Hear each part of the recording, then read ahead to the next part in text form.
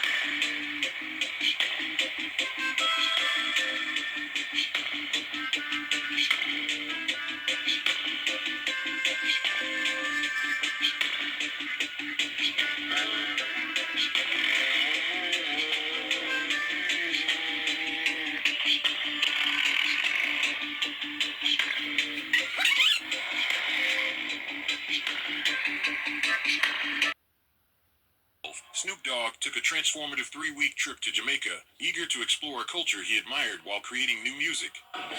This journey resulted in a Rastafarian purification ceremony at a Nyabinghi temple. His name changes to Snoop Lion, the reggae-inspired album Reincarnated, and a documentary of the same name.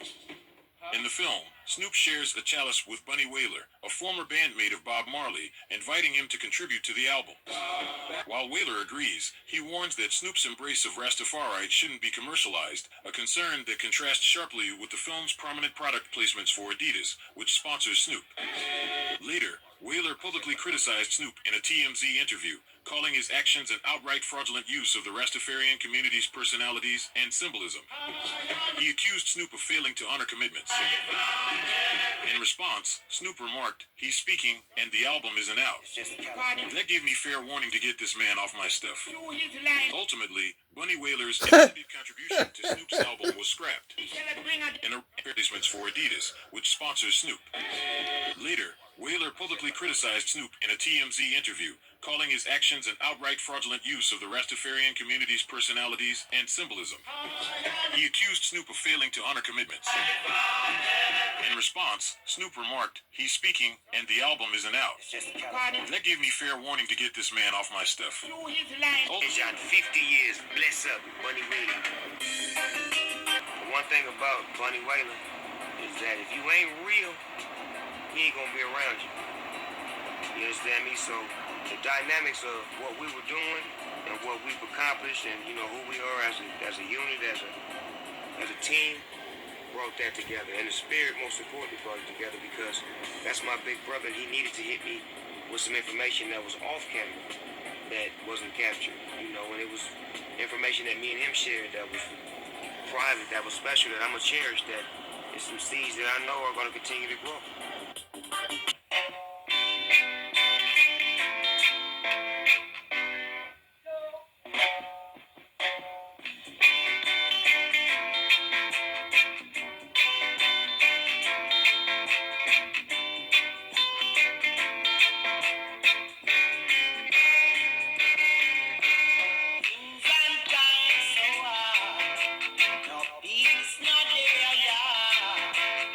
Vengeance of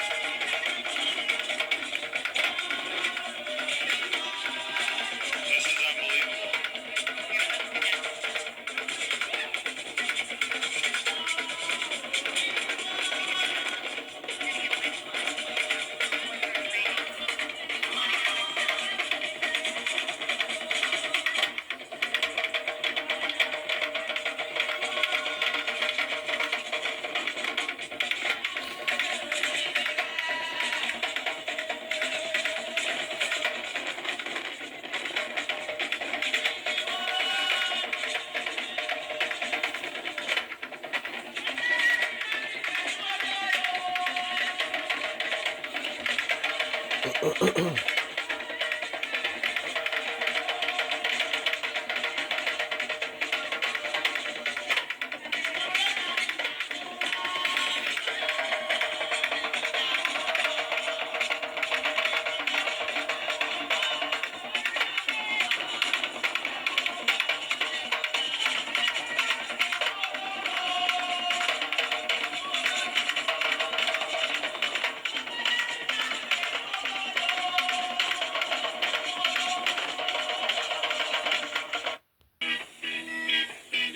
this is ska, original and indigenous.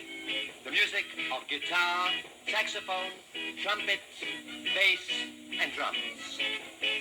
These instruments are playing a monotonic, grassroots rhythm. This beat has taken Jamaica by storm and is swiftly spreading to other parts of the world. Now, what is the authentic style of this new dance craze? Let's take a look-see, shall we?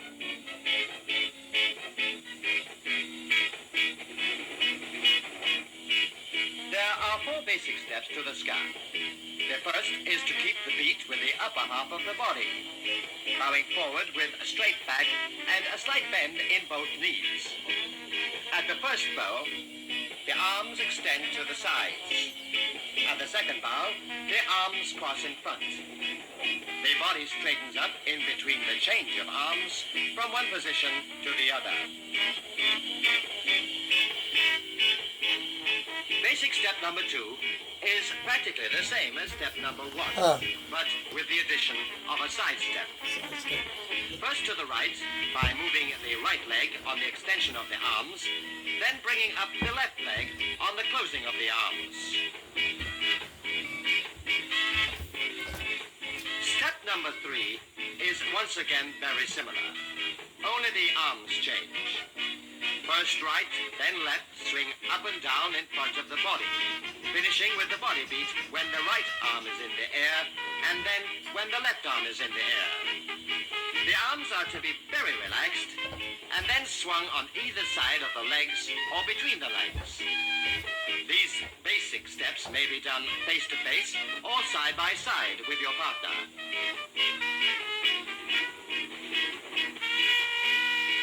Finally, our 4th basic step. Now, this is perhaps the most energetic of all the basic ska steps. It's being done by 2 members of the band and it's called rowing. A similar action to rowing a boat.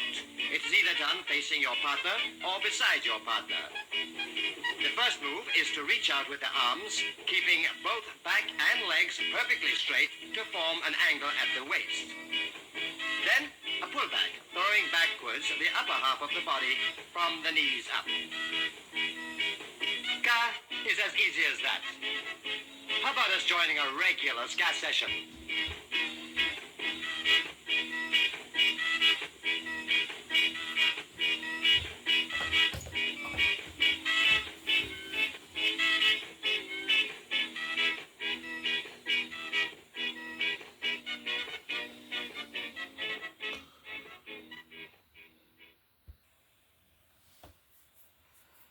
Well, it's a Nancy story I'm going to tell you today again. Yes, lyrical like people like Nancy's story. Well, this one is about a Nancy and smoke pork. Yes. Once upon a time, Brother Nancy did marry. Yes, man, he had a wife. And Brother Nancy and his wife said that they would like to raise a little pig for Bombay. What is Bombay? If you like for rainy day. So the wife get a little pig, and she start to raise the pig, and she nourish the pig, and she grow the pig, and the pig getting nice and fat, And every day Nancy, I watch the pig with crazy eyes. But the wife, she had watched the pig to see it grow, and I keep it to Bombay. Hey, one day, master, Brother Nancy craving it, catch him some bad. Then, looks, I would like to get a little piece of that pig. In fact, I would like to eat off the whole of the pig. But my wife not going to give me the pig, looks. I will study up my brain. And Nancy starts study up him brain to work his brain and the wife out the pig. So, my dear, when the wife come home from work evening, she say, Nancy, keep up in her bed. Here, Nancy. Oh, my belly, oh, my belly hurt me. Oh, me I go dead. Me must dead this time. Me I go dead this time. The poor wife said, look, my husband, what happened to you? Here, Nancy, look, my wife, we don't know. But me belly, me feel like me I go dead for you, my wife, and my balls in belly. The poor wife. But me no, we better go for the doctor, you know. No, my wife, no matter relax. No matter worry yourself, go to the doctor. They expect me dead. Hello, me baby. And the whole belly and ball again, and the rolling on the bed. The poor wife said, but my husband, me can't see you suffer, so you know. All right. Me think me better run to the doctor. You know, oh, me belly, you on my ball. She said she had gone to the doctor because she put on her clothes, you know. Her pretty clothes like to go to the doctor. Hey. When the wife gone, Master Nancy jump up out of the bed quick and he gets on the bed and he picks up himself and he glides up himself like doctor and he runs for a shortcut and he buck up the wife in the bush just as she walks through. Here, now. Nancy. She don't go like doctor now, you know. The wife. Morning, doctor. Yes, sir. You know, say that doctor was just crying for sir. Say, oh, you was going for a doctor, eh? You hear him? Yes, doctor. My husband very sick, doctor. Your husband is very sick? What's the matter, woman? You know, well, sir, I don't know what is the matter, but in this roll and a bar, him belly at the bed and say, I go dead. The doctor, oh, I know those symptoms. But I'm the doctor, Nancy himself, you know. I know those symptoms very well, Mistress Nancy. Your husband has hog-cravelitis, and he must have a pig. Have you got a pig, Mistress Nancy? Anyway, yes, I may have one little pig, but woman, shut up your mouth, woman, shame on you, disgrace on you. You mean you would be so mean that you would deprive your sick husband of something to cure him? But sorry, the one little pig we got, you know, some of you had Casey ever to Bombay, you know, and oh, woman, you're a hot-hearted woman. Go home at once, woman. Go home at once. Kill that pig and give it to your dear husband to eat. Remember, not a chinks, not a chems, not a crip, but you take. Your husband must have all of that pig himself. Not a little chinks, but you take. All right, doctor, thank you, sir. All right, I should run back home. Doctor, man, I say, double up, man, and all him spin with all 2, 3 and things, you know, and him catch back before the wife, man.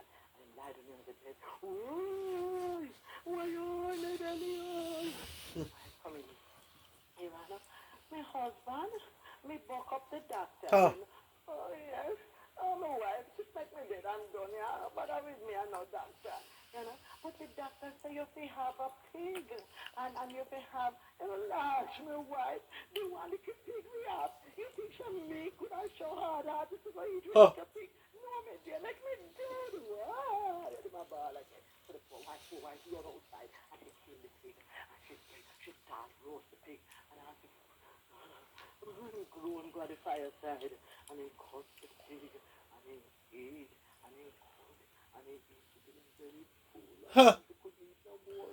But him now want the wife to get none of the pig, you know. So the rest of the pig when he gets when you hang it is over the fireside, you know the grain. You know, the grain, the basket over the some people call it crane with a grain too, you know.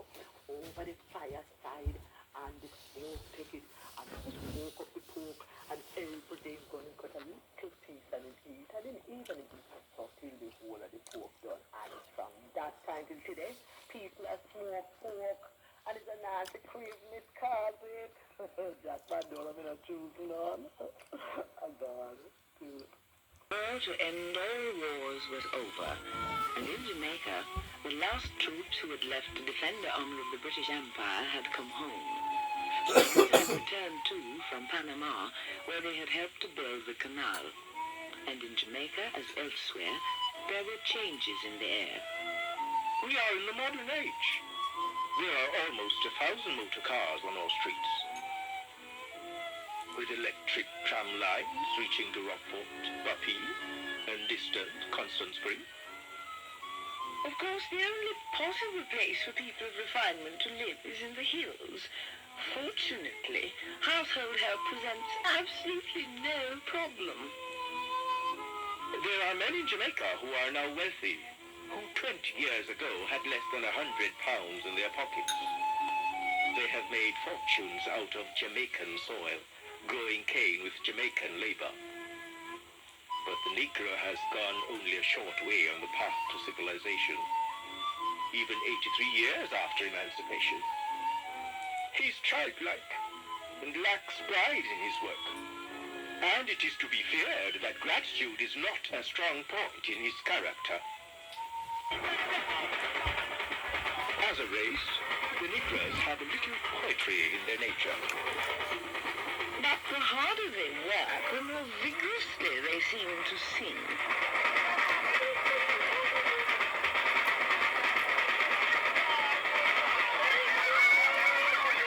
Oh. There were the very rich and the very poor. Oh. Those who lived in luxury and those who provided it. Sometimes I wonder what the dark people think about life. Sometimes I don't even quite understand the things they say. When cockroach give picnic, him do I invite fowl. Rock, stone and river bottom never feel the sun hot. There were two Jamaicas living in the same land, but in two different worlds. Yet that same year, 1919, there was born in Jamaica a baby girl who would not only help to bring those two worlds closer together, but would give her own people a pride in their culture and a strong sense of their own identity.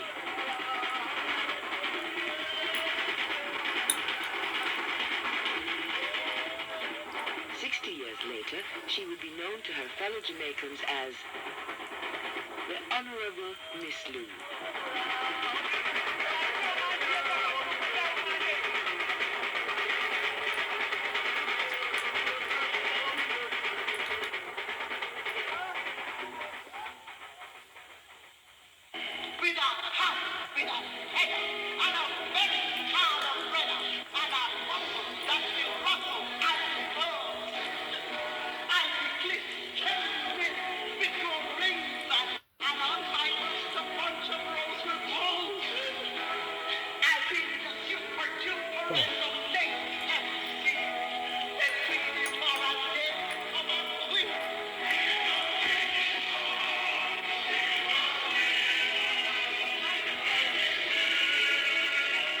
It's marvellous.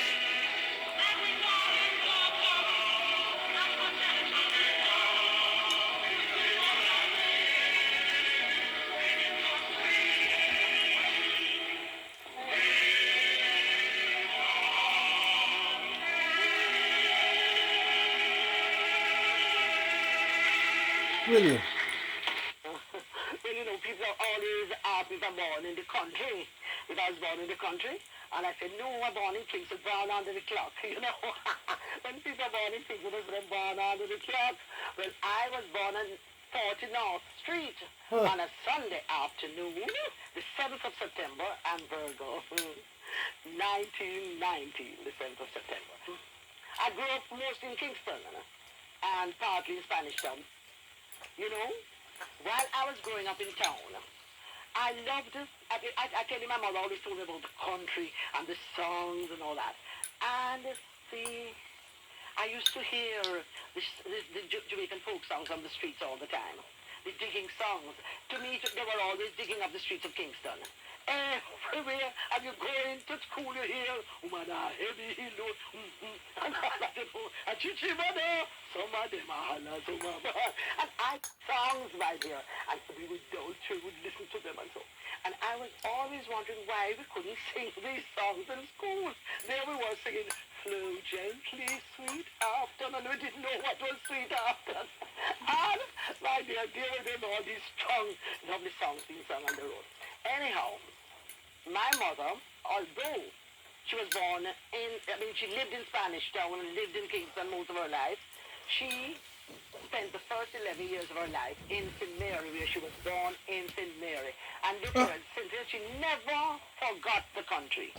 She lived in the country all her life. I always say to her, I say, you must have had a very happy childhood in the country.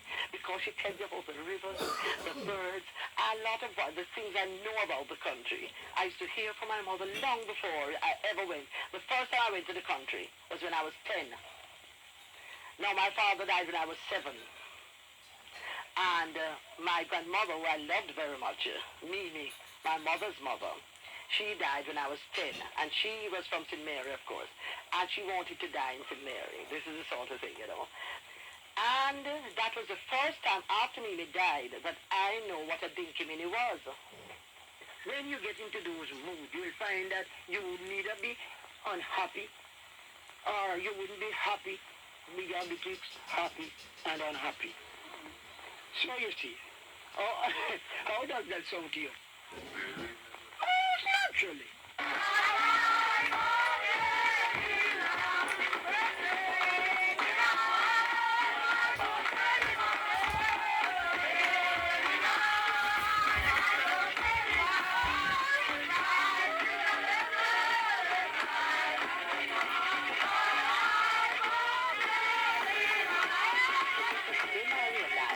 Even from then you got to understand that this thinking was not a very respectable thing.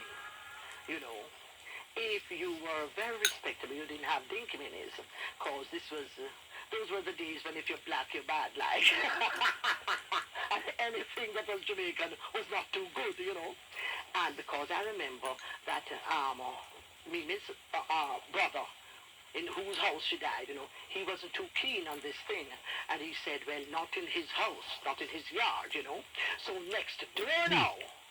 But that didn't daunt anybody at all, because it was you know, just the next yard. The people just down about them, and them had a big dinky man. And this thing went on for 8 nights. And this is supposed to cheer up the family of the dead. And the funny thing about it is that everybody went. Even Uncle Tom, who didn't want it in his yard.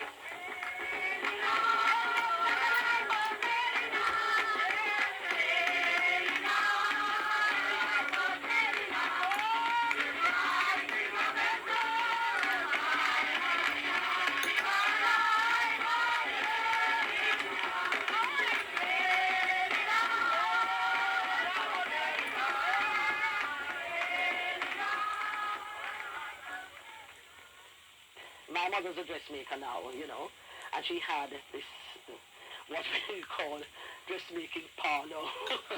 It was a room in the house which had the machines. And there were always some girls learning to sew, you know. But in this dressmaking parlor, my dear, which was a room, everybody, my mother sewed for everybody. Just everybody. And the nice thing about everybody was a lady. The ladies were coming, you know. And there was the food lady. And there was the coal lady. And the hominy lady. And the fish lady. And the store lady. You know, there's a lady who's selling store. And then the storekeeper lady. And then there was the governor lady. It went to the stage where she was out sewing for governor's wives and things like that, you know, and they would and the thing that struck me as a child is that all these people would meet in this place. And Cynthia, the one strong bond between everybody there was the language they spoke. Some would come in very princey and whatever so. And after a few minutes, everybody was talking the same language. And this was the Jamaican thing, you know. And everybody, and the laughter. And I found that laughter was very, very important to people. But what I really wanted to do was to write. Gosh, I wanted to write things. And I would write, make up all kinds of things, you know. And, started to write verse too. Yes. And people would say, foolishness. Well, write what? But then if you write, when you write, Miss Rob, What, where should I work? The only place I can work with writing is Gleaner. Anyhow, I wanted to write. Oh, my mother left me so free to write. And this, through those years, I was able just to turn out things, you know. Even when I was writing, even when I was going to school, you know, I was writing then. But after I left school, and then I would go around and I would take these things that I write, you know, and I'd save them for the friends. Because I realized that I was writing in a language that was an oral language, you know. Y'all run, go watch up the desktop pot, catch up the fire, Fred. Tell Lucas and some seasoning this married turkey dead. The turkey get a party and was tooling bout the place. When him and Kate are starving dogs just buck up face to face. The turkey top. The dog drop him, lick him out and work it. Him make a robot bomber dive and pounce down on the turkey. Of course, I started writing first in the standard language about the sun and the sea and things, you know. I run along a road very lined with trees, singing to the lazy tune of the breeze. And I can very boogie-yaga. And then, you know, but I didn't feel all this. Miss Mary Barlow, yeah, Miss Turkey killed poor soul. 2 months old said about that and the turkey cool. Poor Mary, this a growing and tight and swear her heart top feet. She kept what when the turkey cooked, she couldn't touch the meat. The mouth started sympathize with her, and tell her that you're right. But hear me out, thank God for my belly went fucked tonight. For one to make fun too serious, make Jason Buckatiles talk loud, make what climb a year away, treat in style.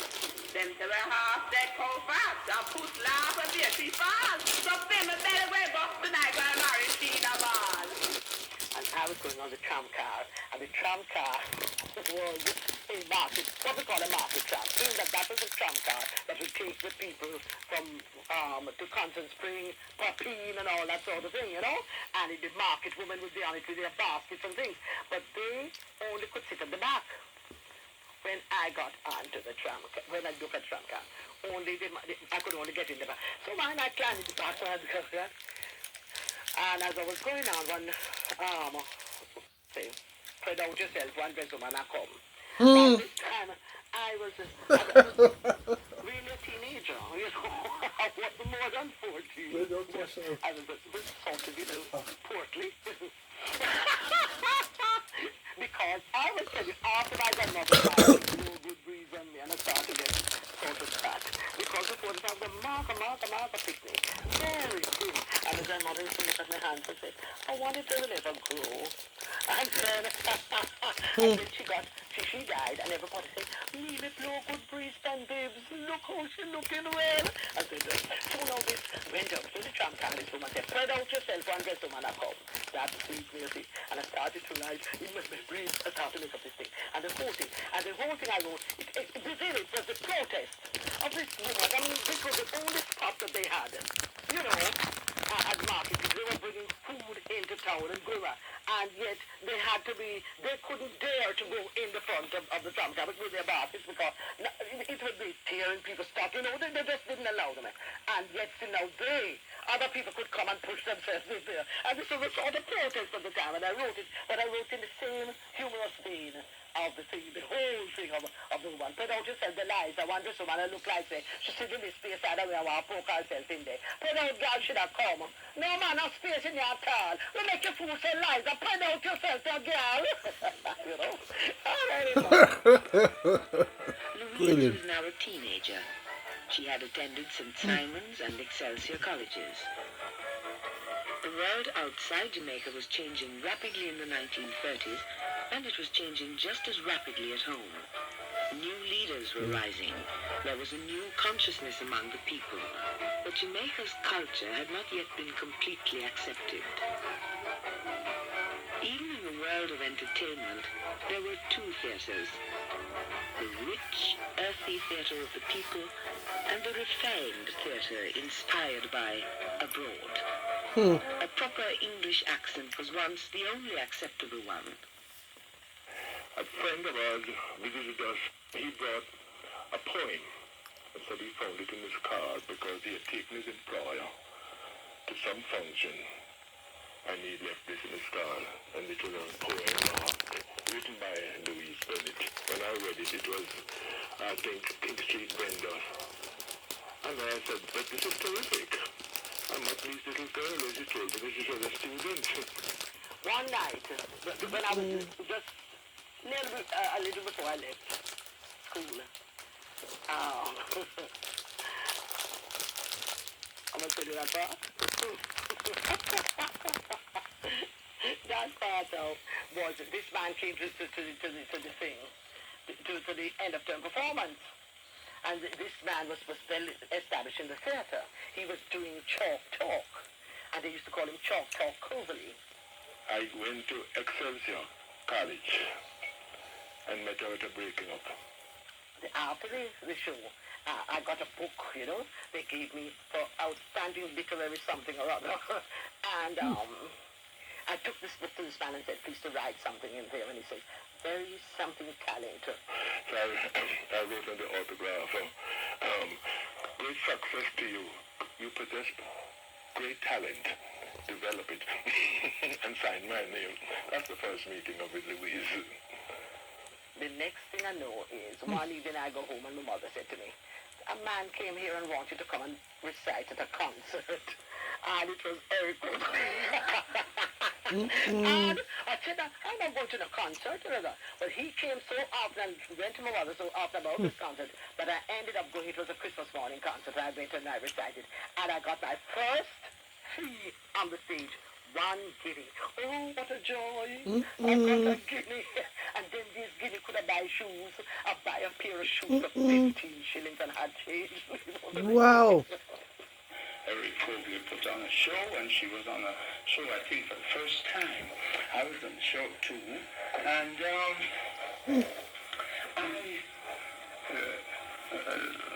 our act was terrific.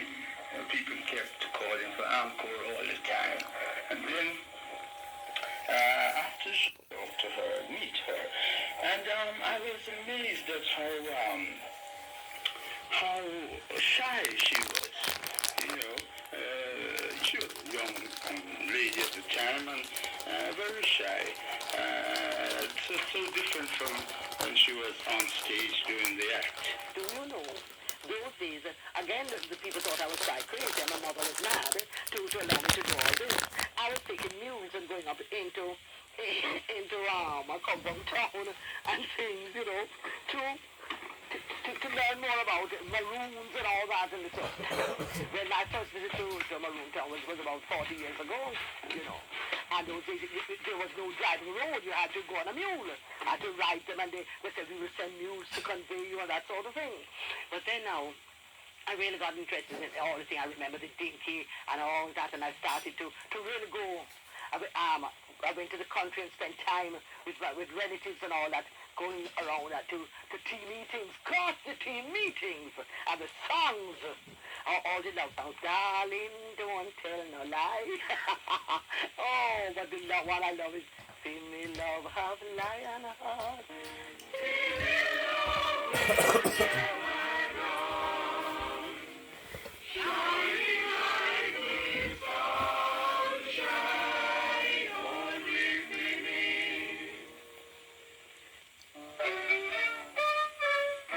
When young Louise first took her dialect poems to the Daily Gleaner, nobody was interested in this shy teenager.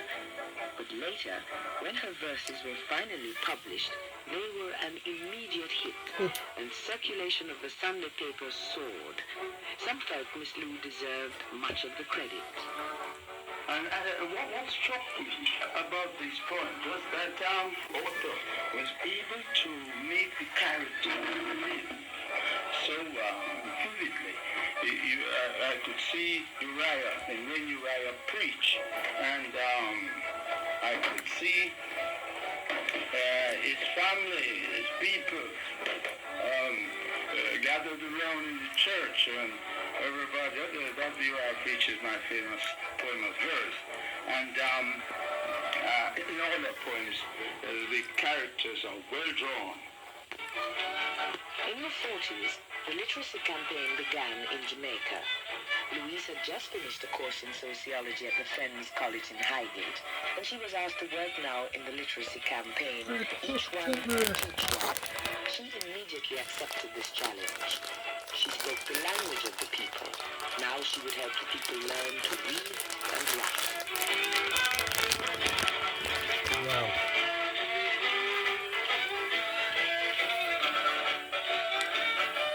Dear, what I took to. I got a lot of, I went all around the countryside now. I bring each one, but at the same time, collecting folk songs and stories and getting all these rich proverbs and all that. Oh, child. When I hear about festival now, I know that the village festivals have been going on for years in Jamaica, you know, a village festival, because in those days there wasn't much of entertainment. There wasn't radio, there wasn't TV and all that. So people would make their own entertainment, and these festivals were a thing that every holiday, every little time they could get, they would make a festival. And people would be calling me to say, writing me to say, they're having a festival, and they're asking me if I could come and judge the recitations, because they are going to recite some of my poems. And then they say, if they're having a competition and we'd like to do that. Then they would say, we have dramatized two of the books. You know, they would take them and not only just recite the poem, but they would dramatize them. And do you know, that was the real reason why I started to think. I was there judging these drama festivals. But I hadn't, although I had a natural flair for the theater, I did not really study drama formally. And that was when I decided to do a formal training in drama.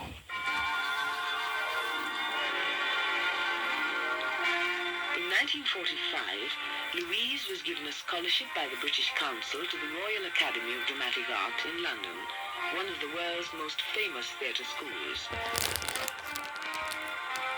Still in her early 20s, Louise set out on her first trip abroad, determined to do her best for her country. I was herded into a room. I went in and I saw a lot of people going into the room, pure white smiley, you know. And I said, going into this room. And I said, so I just followed them. And I go into this room and here they all sat down. And I thought, me one by myself, here they would talk and talk. And then look for me strangely and all that. Me not even notice them. Me just look on the paper for the lady had give me a paper the day and said to study a speech. And I studied the shortest speech on it. So I just looking at this little speech, you know. And I see a woman come to the door and she says, numbers so-and-so, she got out some number, follow me. So I said, but stop me now, no number. How this now? So I start get vexed again, you know, into the, then people bring me up and fool me up again, you know. I don't have no number. So I said, oh no, you know. And she come in, number one, she rattled up, and I said, some more people gone. And people were getting vexed, and then the woman came in and she said, number 33, number 33, number... And I don't see nobody move. Hear me, I wonder if it means 33. And I get up and follow the one. So the next thing I found out, I was on the stage. Stage, you know, fright, you know. Lights on me now. And I hear a voice coming from out of the darkness saying, number 33, please do something for diction. I said yes, and I remember the thing for the little shorting. It was the shortest speech from season Cleopatra. And I started the speech and it says, you are a, and I was being very, very proper with my diction, you know. I looked straight out and said, you are a funny old gentleman. And I heard everybody say, ho, ho, ho, ho, ho. And afterwards I heard that I was looking straight at Sir Kenneth Barnes when I said that. And I finished the speech with him. And I heard the voice say, could you do another? Something for dramatic, your dramatic ability, we'd like to know, dramatic expression. I said, well, I didn't study anything for that, but I wonder if I could do something in Jamaican dialect. Say, oh, Jamaica, and he says, oh, well, yes, it's for dramatic. So, my dear, I did one of my verses, now you know the one about say, poo, and then I heard him say, ho, ho, ho, and then I heard the man say again, another, you know. So I say, well, I will do a one-man court scene. I will be the judge and the jury. I started with this judging. This was something that Lee Gordon used to do. I used to like it, you know, and I did this thing. Call Matilda Slackness. Matilda Slackness. Matilda Slackness. Come in, Garvey. I was doing everybody well. My dear, when I was finished with that, he says, thank you, number 33. And this is like, when I get back in the room now, I went back straight to get back to this little woman and go in my room. I see plenty of them that were in there with me. We heard them laughing. Everybody start talking to me now, you know. You hear me now? You know? Anyhow, my child, the woman came back afterwards and she said, numbers, she got lots of numbers. You make it home. And I hear some of them say, oh, better luck next time, baby. And it seems that them didn't pass nothing. And I hear the lady say, numbers so-and-so, go home. Numbers 33, 37, something, number, but I know she called 33. Follow me. So when we followed, we got in the car, the lady said, you're passing on a scholarship. You have a scholarship? I said, lady, I didn't come here for a scholarship. I came up for an audition. Say, what? I said, yes, I come from Jamaica. So turned out, my dear, that this scholarship was for British nationals. And I was no British national. I born in Jamaica. I didn't have no right in that room. It turned out that number 33 had mumps. Well, Louise was a sensation at RADA. And Louise, as you know, is always a sensation.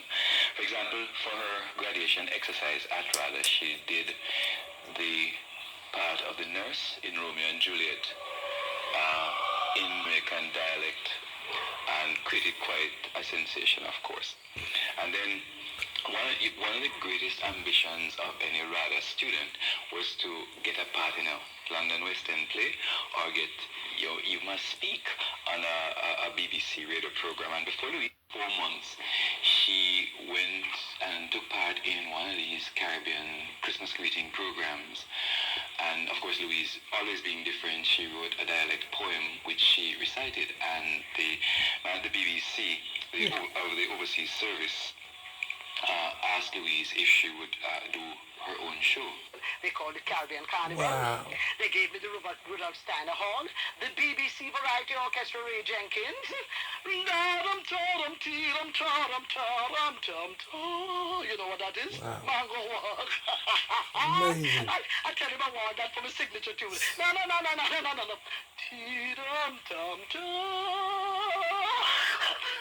And then at that page the people clap. When they heard at RADA that I had my own BBC program and I'd only spent about 3 months at RADA by then. So I had, while I'm going to RADA, I'd got the thing that everybody was working for at this school, you know. And another little thing that happened, I can never forget one day now, a girl who had passed out, she got a little part on a BBC show. And I've heard Sir Kenneth would like to talk to Miss Bennett. And one big thing when Sir Kenneth wants to talk to you, and they put me in an elevator and I go to Sir Kenneth and he says to me, one of our students would like you to help her with the West Indian accent, from your part of the country, of the world, you know. So I said yes. He said, so this girl came and she said, well, she's got a part in a play and she has to play a Mexican girl. I said, Mexican girl? I said, but I'm from Jamaica. So said Sir Kenneth, oh, but it's around there.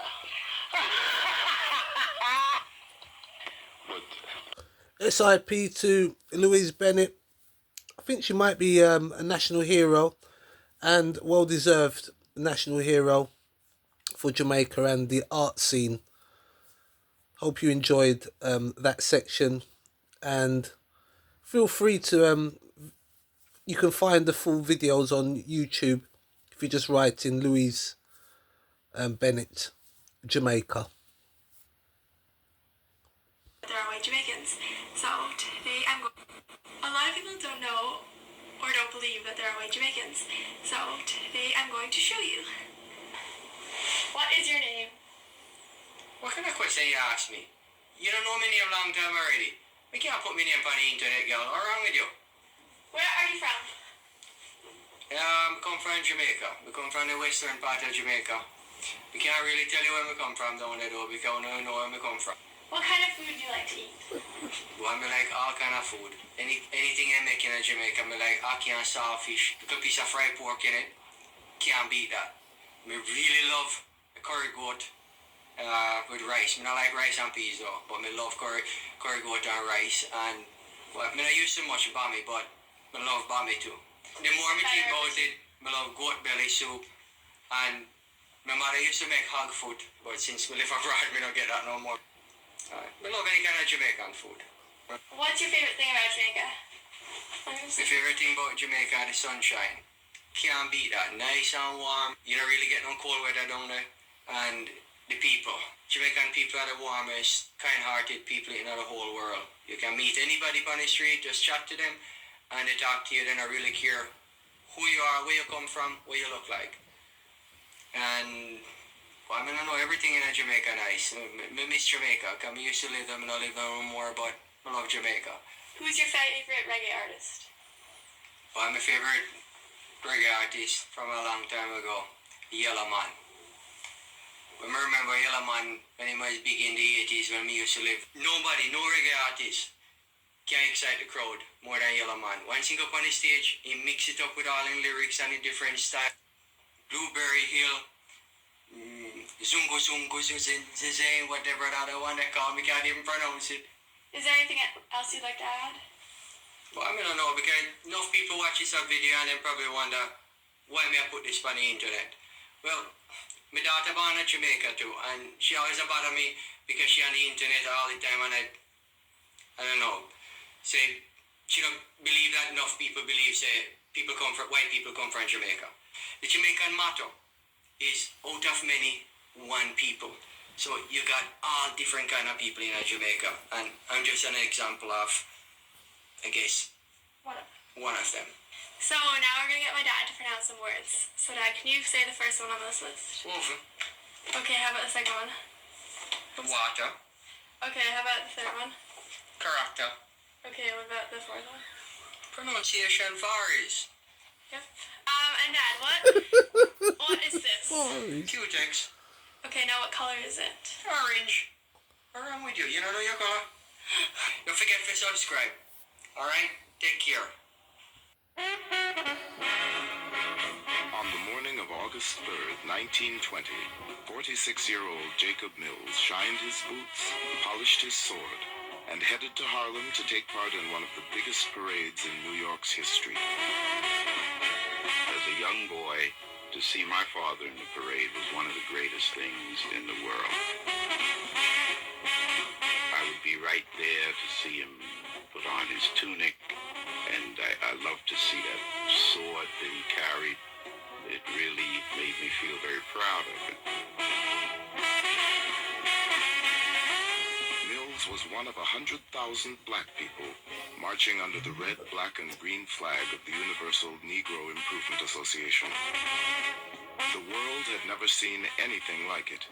It was all the work of one man, Marcus Garvey.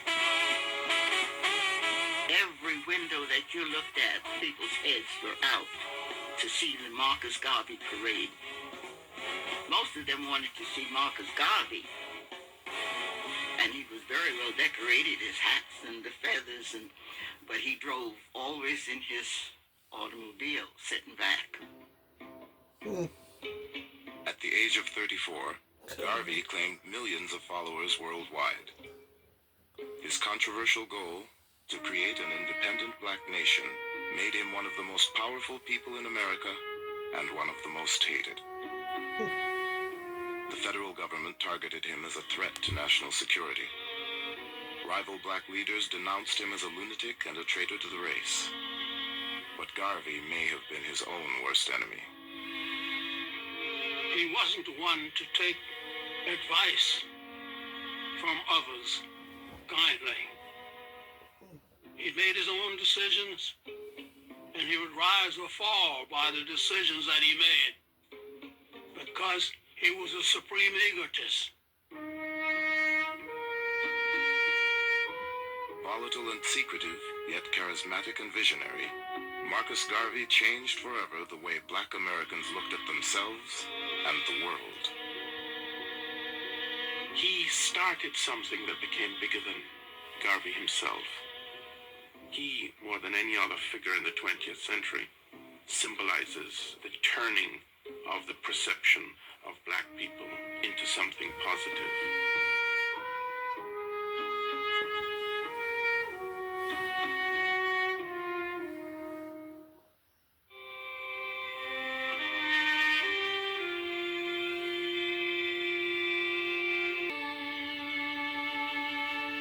His father was a mason, a professional mason. And among the things that he did was to create tombs for people in the St. Anne's Bay graveyard. He took Garvey with him to the graveyard one day, and they were digging this grave, and his father had Garvey go down inside the grave, but then he pulled the ladder up and left the child in the bottom of the grave. Garvey said that he cried out and his father wouldn't let him get back up out of the grave. He wanted to teach him a lesson.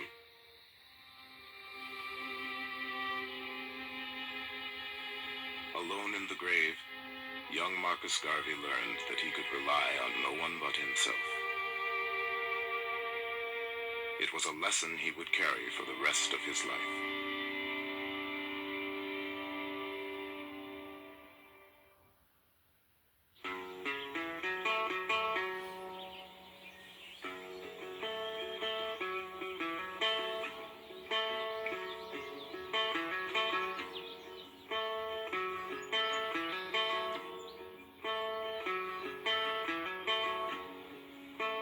Marcus Garvey was born in August of 1887 in St. Anne's Bay, a small town on the northern coast of Jamaica.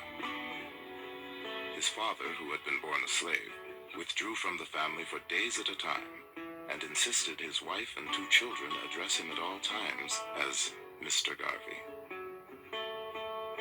My grandfather was a very stubborn man who had to have his way, who he was quite retiring to. He used to, the strange thing about him, he used to have his own little apartment off the main house where they lived. And he would be by himself there, reading a lot. Now, if you look at it, the thing, Marcus Garvey was like that himself too. He liked to be by himself. Marcus obviously inherited many of his characteristics. Marcus Garvey's father was repressed in many ways, a frustrated person, a person who could find no way out and seemed to have internalized much of the feeling that the world was against him. Garvey's mother raised crops and, like many women of her time, cooked for a white family to support her own. But Sarah Jane Richards wanted more for her only surviving son than a life of common labor in the banana fields. Garvey's mother had tremendous influence upon him, and she had great hopes for him.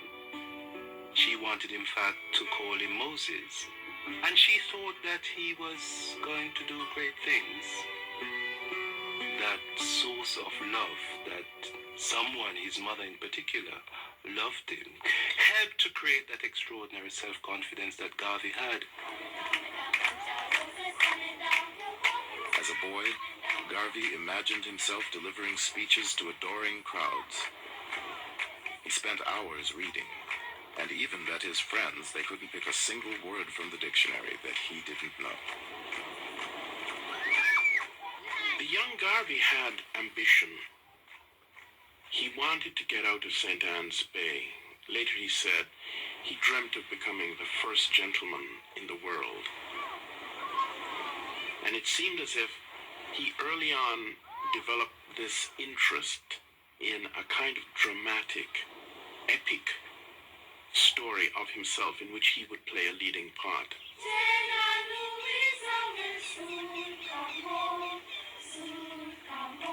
But Garvey's grand ambitions were tempered by reality. As children, blacks and whites mixed easily in his community. One of his closest friends was a white neighbor, Joyce Reary. But as they became teenagers, her father put an end to the friendship. At the age of 14, she was sent away to England and told never to speak to him because he was a nigger.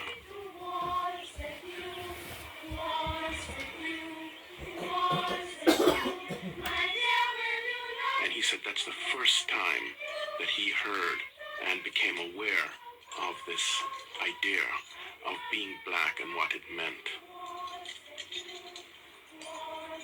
He felt shut out.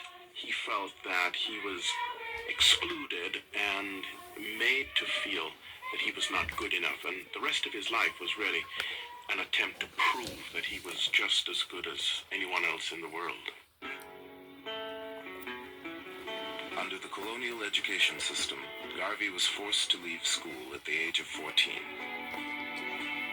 He became a printer's apprentice and quickly earned the status of master printer. In the print shop, he learned the power of controlling the written word and would soon publish his first newspaper, Garvey's Watchman.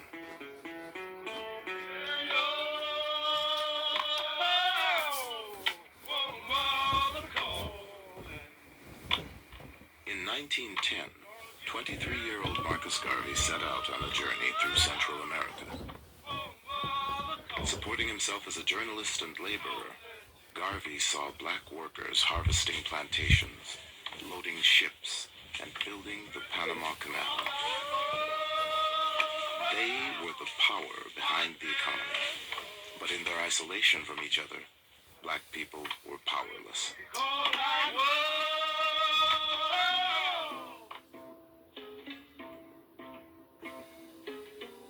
In 1914, he came upon the book that would change his life. Marcus Garvey's reading of Booker T. Washington's Up From Slavery was an eye-opener to him and pointed the way to his conclusion, which remained with him throughout his life, that the situation facing black people was a global one. I was determined that the black man would not continue to be kicked about, as I had seen in Central America and as I had read of it in America. Where is the black man's government? Where is his king and his kingdom? Where is his president, his country, his men of big affairs? I could not find them. And then I declared, I will help to make them. My brain was afire. As he sailed for home, Garvey's grand vision for himself and for the world clicked into place. He would unify black people scattered across the globe, and he would be their leader. Back in Kingston, he attended a debate and noticed an attractive 17-year-old named Amy Ashwood.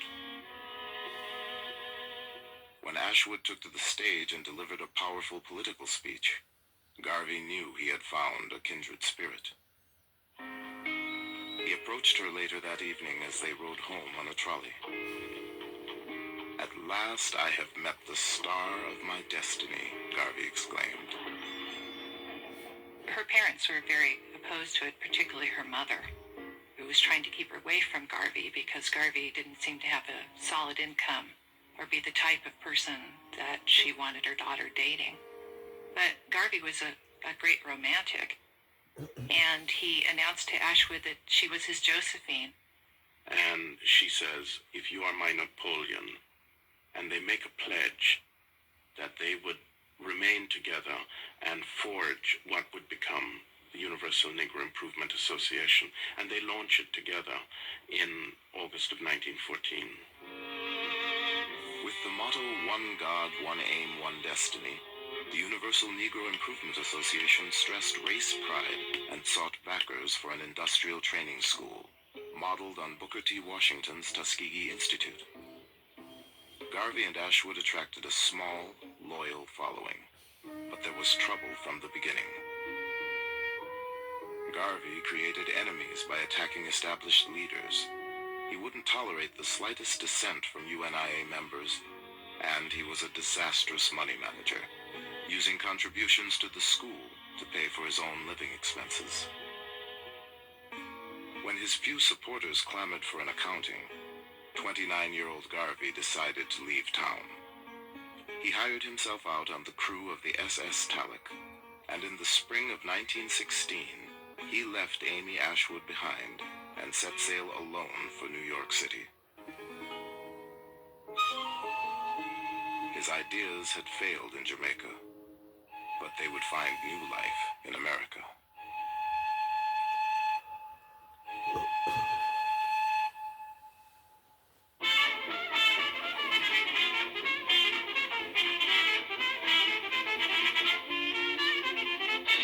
When Garvey comes to the United States, Harlem is a throbbing, bubbling, exciting place. These are fantastic buildings, apartments. The street life is abundant. This is a fast-moving and a very affluent world, and it's a whole new world.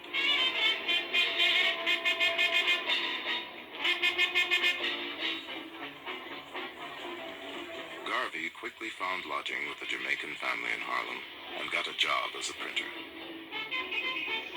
He was not a wealthy person, far from it. Living in a sort of a hall, little hall bedroom, was the kind of bedroom that was very popular in Harlem in those days. So he was in pretty poor financial shape. But the idea that he had, this great desire to build a great movement, sort of sustained him. A. Philip Randolph, editor of the influential Messenger magazine, heard about the young agitator from Jamaica and arranged for Garvey to deliver his first formal lecture in the United States. Garvey printed his own handbills, referring to himself as the Honorable Marcus Garvey. He painstakingly rehearsed his speech, just as he had as a boy. But when Garvey rose to address the audience, his confidence shattered. He spoke with a tremor and shook like a leaf. It seems that Garvey was anxious, he was nervous, he was heckled. He, at one point in his address, lost his balance and fell off the stage, fell into the audience. He literally fell on his face. What he had hoped would be a great sort of coming out turned into this humiliation. Crushed by the failure of his American debut, Garvey wandered into the Tabernacle Church of Reverend Billy Sunday, a white evangelist who attracted massive crowds to revival meetings. Billy Sunday was the granddaddy, the man who really created the 20th century revivalist preacher figure in the United States. Garvey quickly takes on Billy Sunday's speaking style, very athletic, very intense, moving a lot, and Garvey would refashion his oratory in keeping with the model of Billy Sunday.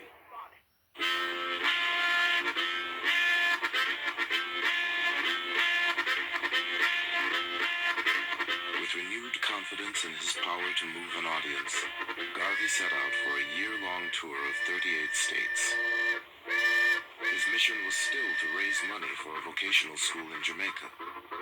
But along the way, Garvey got a first-hand look at the contradiction of race in America, the stunning potential of the most affluent black population in the world, alongside the degradation of Jim Crow and the horrors of lynching.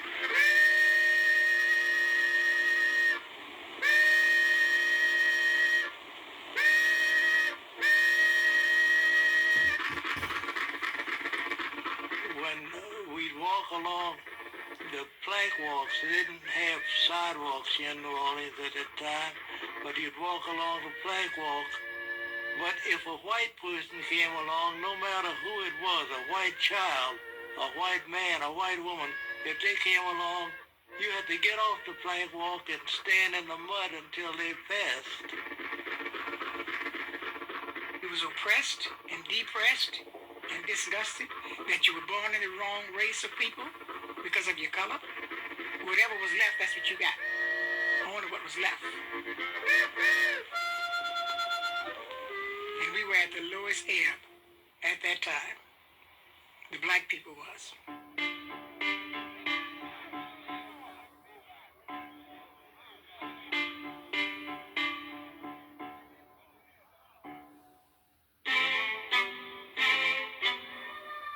On July 2nd, 1917, just months after America's entry into World War I, the city of East St. Louis exploded in the worst racial rioting the country had ever seen. 39 whites and hundreds of African Americans were killed.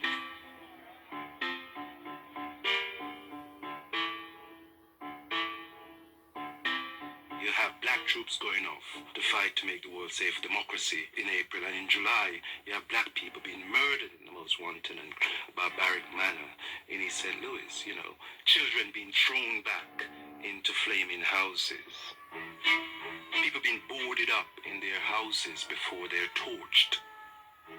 So even by American standards, East St. Louis was a horror.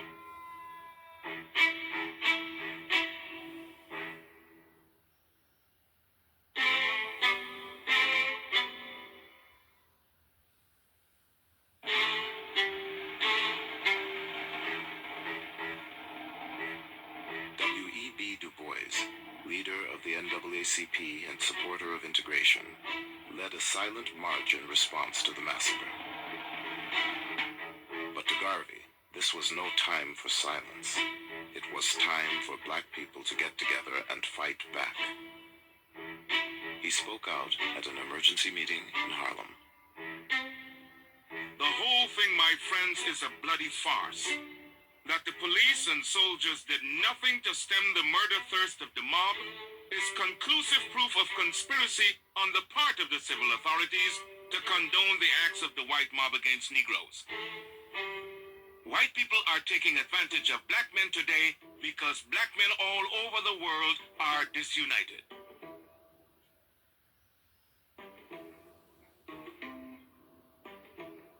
It is that speech that marks the turning point of Garvey away from Jamaica, away from a preoccupation with matters related to the West Indies. And now he's not looking for support for what he is hoping to accomplish in the West Indies, but rather he is now sucked into the vortex of American race relations. Garvey is deeply suspicious of the efforts of white liberals and of their black peers to bring about the integration of blacks in the United States. He, as a matter of fact, doesn't believe that it's possible. He does not believe that white people can represent the best interest of black people. Garvey opened the first American division of the UNIA in September of 1917. Just as he had in Jamaica, Garvey distinguished himself by calling established black leaders weak and self-serving.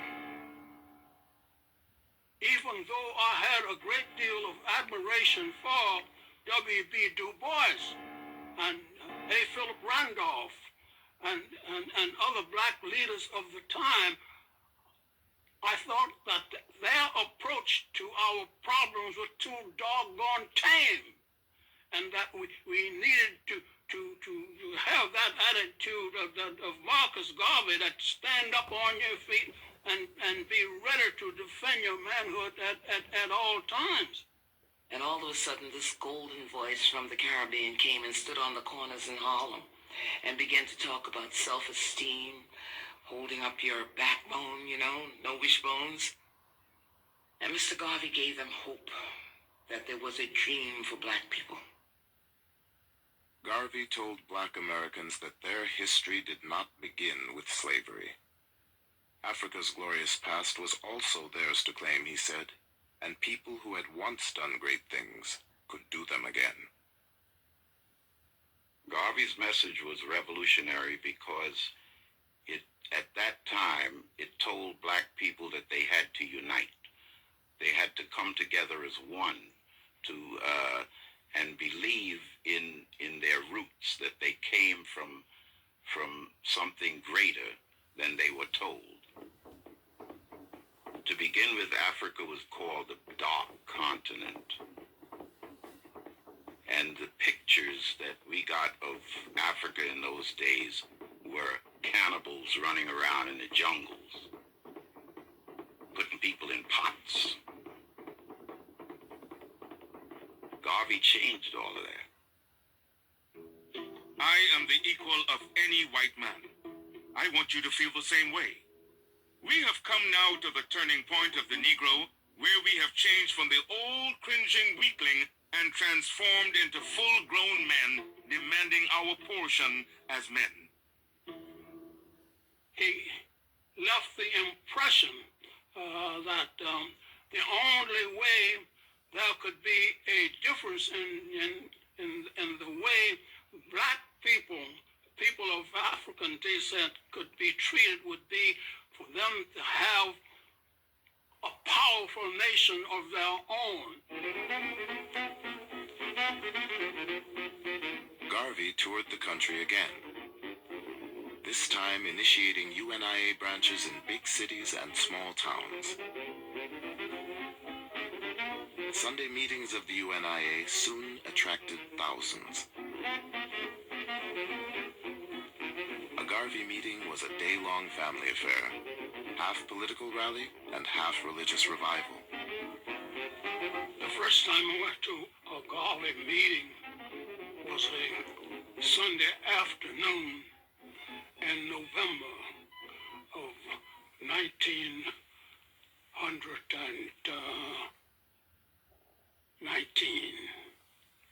It was the first time I had heard the message of the UNIA.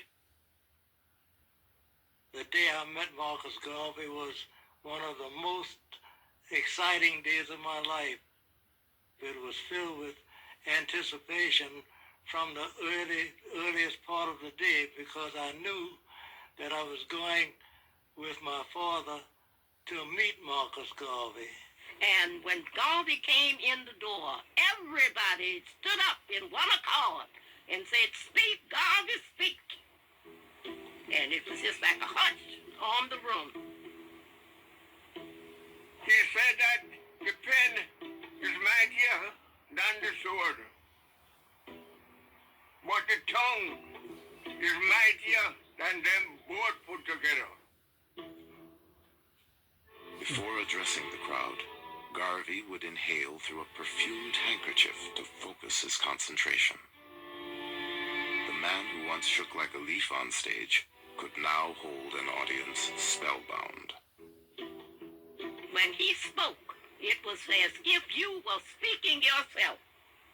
It was not like somebody speaking to you, but like he was you, or you was he. And it just was a connecting link, and it was something like fire, like lightning, like something that went through everybody at the same time. Be as proud of your race today as our fathers were in the days of yore. We have a beautiful history, and we shall create another in the future that will astonish the world. I can advise no better step toward racial salvation than organization among us. We have been harassed, trampled upon, and made little of because of our unfortunate condition of disorganization. Our racial program of today is a united, emancipated, and improved people. Garvey took black folk who were assaulted by a variety of very unfortunate and negative images of themselves and made them believe in themselves, made them see physical beauty in themselves, made them see the need to interpret and write their own history. In that sense, Garvey sold the Negro to himself.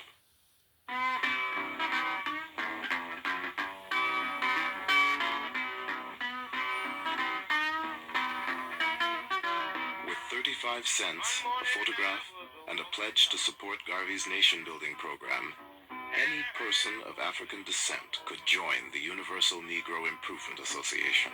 I saw the light, I saw the light, Mona, I saw the light, I saw the light on the hill. Garvey's genius was to transform cooks, maids, and workmen with the pride that comes with a title and a uniform. Always think yourself a perfect being, he wrote, and be satisfied with yourself.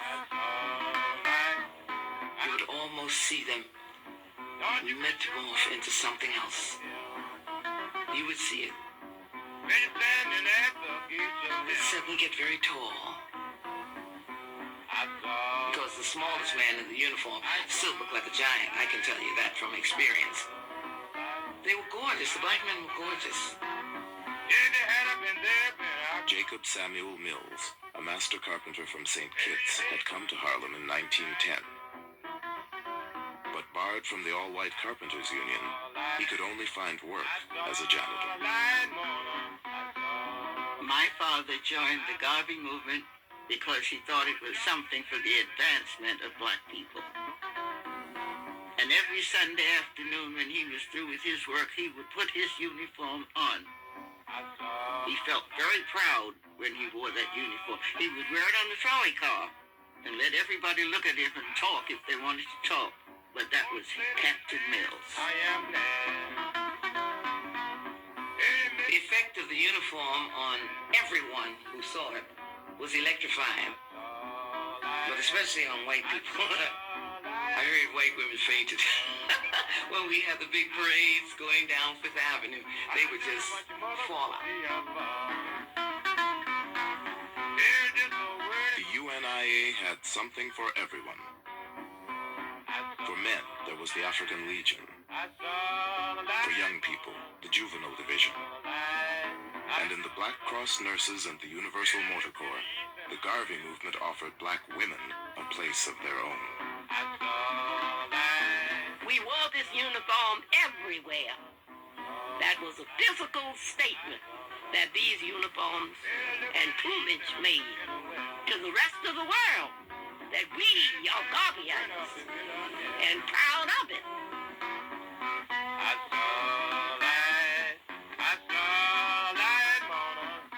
My father at one point said that the organization would have been able to develop farther and faster if he had more women in the organization in comparison to some of the wimpy men that he had.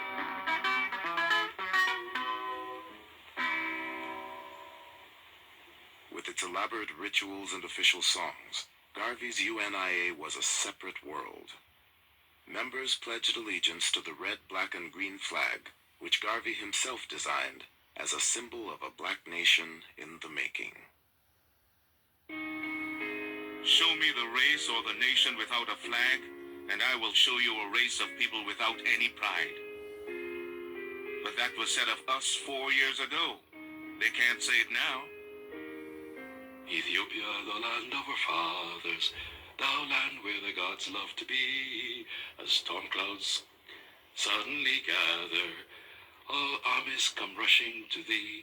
And then the chorus went something like that. Advance, advance to meet the foe, let Africa be free. That's women would sing that, and men would reply, advance, women, advance to victory. Men, advance, advance to meet the foe, advance. And everybody, with the might of the red, the black, and the green, advance. With the might of the red, the black, and the green.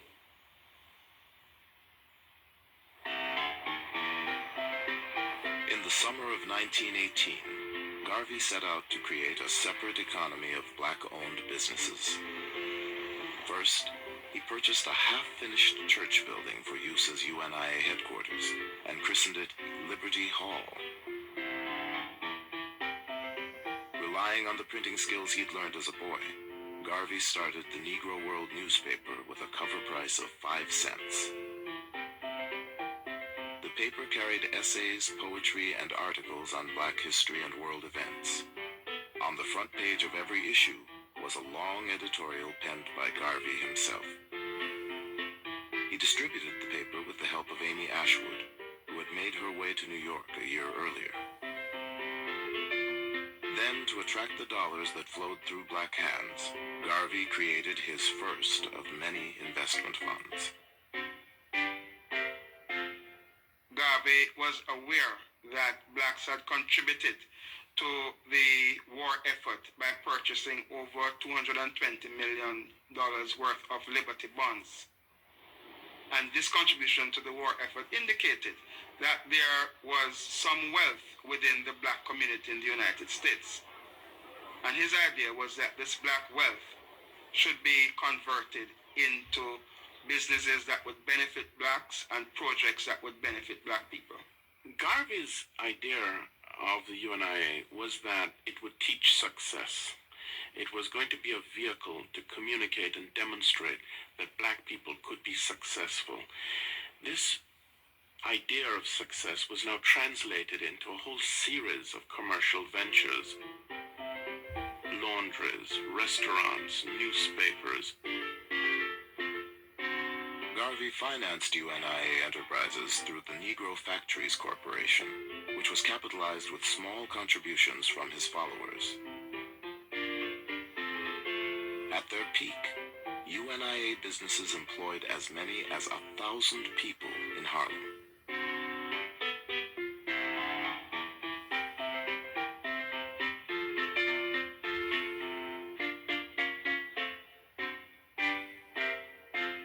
UNIA businesses quickly began to flounder.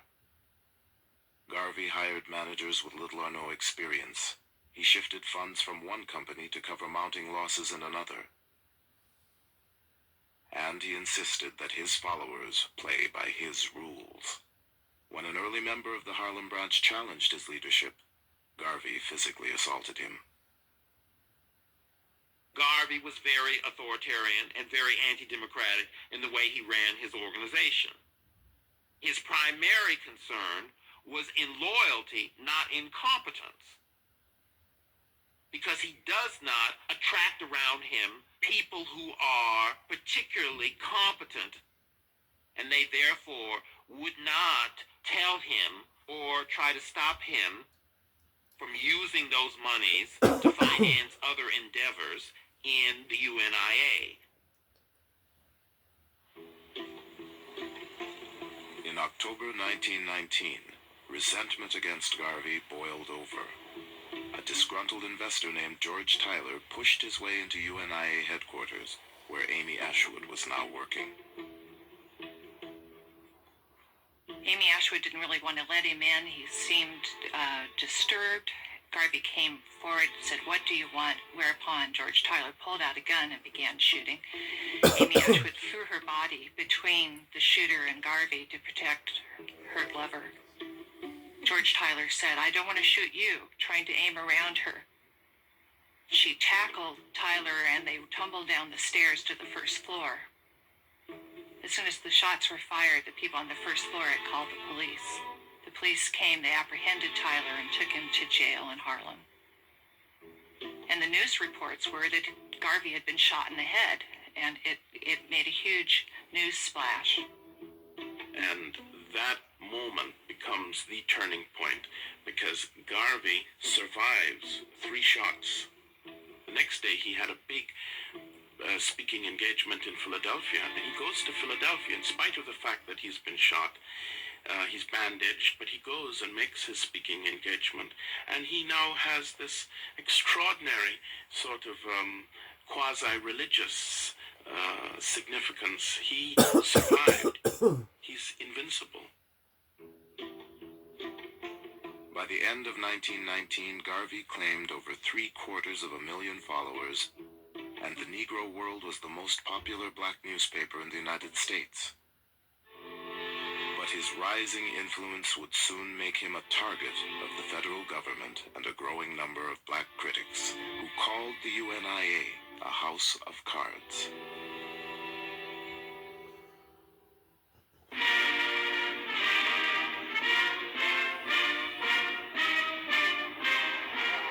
At the end of World War I, the war powers descended on Versailles to make peace and redivide colonial territories.